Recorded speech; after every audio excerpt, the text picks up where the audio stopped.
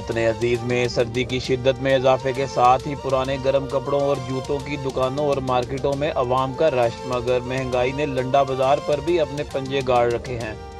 लंडा बाजारों में अब कपड़ों और जूतों के अलावा इस्तेमाल की बहुत और चीज़ें भी फरोख्त होती हैं। मजीद इसी हवाले से देखते हैं हारूनाबाद से अरशद अली गोरी की ये रिपोर्ट।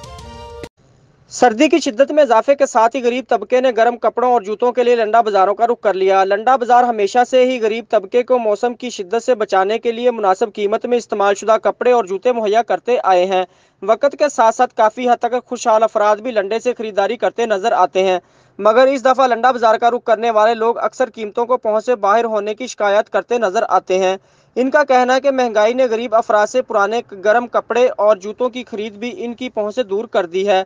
कभी आम तौर पर लंडा बाजार का नाम सुनकर इस्तेमाल शुदा सामान खासतौर पर गर्म कपड़ों और जूतों का ख्याल आता है, लेकिन वक्त के साथ इन बाजारों में जहां खरीदारों की तादाद में इजाफा हुआ है, वहीं इंतहाई ज़रूरी एशिया के साथ घर की आराइश, सजावट, खिलौने और इलेक्ट्रॉनिक्स हत्ता के फोटोग्राफी का सामान और गल्फ क्लब्स ने भी अपनी जगह बना ली है।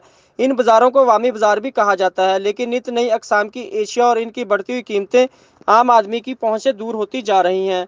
कैमरामैन लाला इकबाल के साथ अरशद अली गौरी, हारूनाबाद।